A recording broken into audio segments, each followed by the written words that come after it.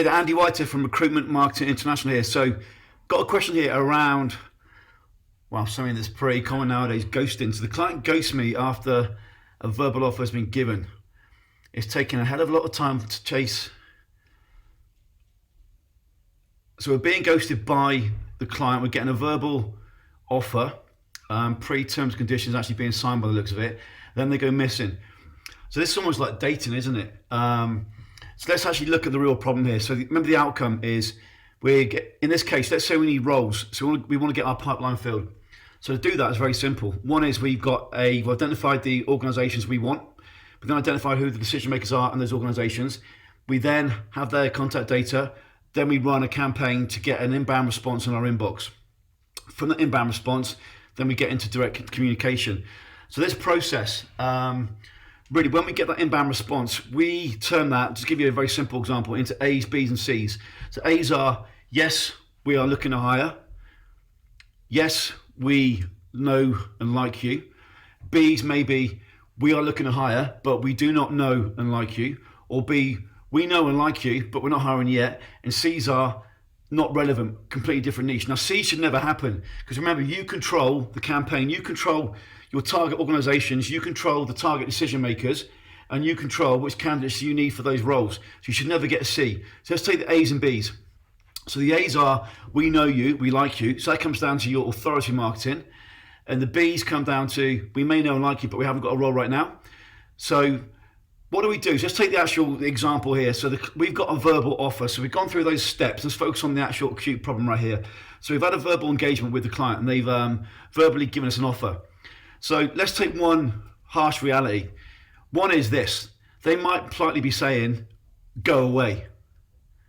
So they may be politely saying, thanks, but no thanks, without trying to hurt your feelings. So again, depending on the niche, culture, organization, different types of decision maker, different type of avatar have different ways of dealing with this sort of thing. But that's one option. They're politely saying, go away.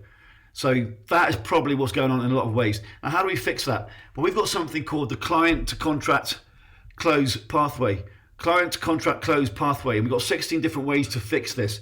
So when a client ghosts you, how do you fix it? So we've got 16 ways to fix that. However, if I'm doing my job properly right now, which is to help build your recruitment business and take it from the ground up to past 7 figures as a one-man business, bring on a handful of other resources along the way, what's really going on here? The real problem is further down the line. It's preceding the verbal offer. So what we need to address really for building your business properly is what is happening downstream. Well, in fact, in this case, upstream. What's happened pre the verbal offer? So let me give you an example. Very simple example. We've got 2 members and they're in similar niches and they're both running the same campaign. So they have these 7 messages. We've got message 1, then we've got 6 automated follow-up messages. So if we get a response after message 3, the client doesn't get 4, 5, 6 and 7. If they don't, they get the next one. And most of your leads will come in from the automated follow-up, not from message 1. So why is it one member may well get a response rate of say 60%, another member gets a response rate of say 10%, but in a very similar niche? Let's say it's in the same niche, but we're in different parts of the country. Just to give you a very simple linear example. What's going on? So a very simple thing may be this. When your client gets this engagement from you, they're usually going to do two things. One is they're going to check out your website, and 2 is they're going to check out your LinkedIn profile. So you may get a really poor response rate and say, this campaign is not working. But what you don't know is your client has quickly gone, looked on LinkedIn, checked you out, then they quickly checked out your website and they've gone, well, this isn't the man. They're not the man in the niche. It looks like they're generalist. So they've quickly looked at your website, maybe it's just cursory 5 to 10 second look, same with your LinkedIn profile, and they've had a quick look and said, well, this message looks really cool, or the candidate they sent across looks really cool. Let's check out who they are. In fact, they look generalist. I need a specialist. So very simply, the reason why your client ghosts you, there are a whole host of reasons you can go into, and you can go crazy thinking about why it's happened. So again, we want to control the process. So we know this: if you've identified who the client is that you want, if you identified who the decision maker is in those organizations, you've then got an avatar. That's who I want as my client. This is the fee that I know is the market rate. Now I want to increase that fee and become fully retained, but we'll start off with maybe the market rate for that fee. And so we run this campaign, and when we get a response rate of say 10%, right, What's not working here? Is it the campaign? So we might tweak something in the campaign, like in the first message. Then it goes to 20%. Tweak it again, it goes to 40%. Tweak it again, it goes to 50%. Then after 4 or 5 cycles, we might repeat the same one over and over again, and it becomes evergreen, which is we've seen happen hundreds of times. But it also could be that you tweak your campaign, but your website absolutely sucks. Because essentially what they're doing is they're doing a sanity check to see if you're the real deal.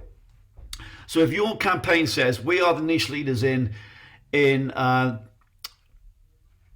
development, or in blockchain, or in whatever, and then they go and check out your website and it says, I do blockchain, I do automotive, I do admin, and then you've got competitors who are blockchain.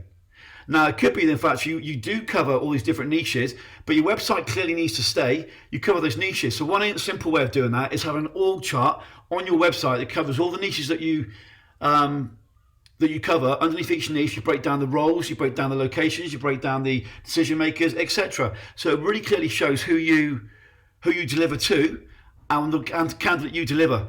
But when you get ghosted, it's not just that verbal conversation's gone wrong. It's 99% of the time something before that. So be aware. This is why I'm a massive proponent of the very first thing when we work with someone is we go through a launch game plan, and it completely overhauls your business and simplifies everything. But one of those would be, right, website, LinkedIn profile, niche, who's your client, who's your candidate, build data, run automated campaign. Then we have what we call a client attainment system. So a client attainment system overcomes all the objections your client's got before you even speak to them. Now, it might be the first few times you run that, you'll get objections that you didn't know your client had because you've never really done proper work on this.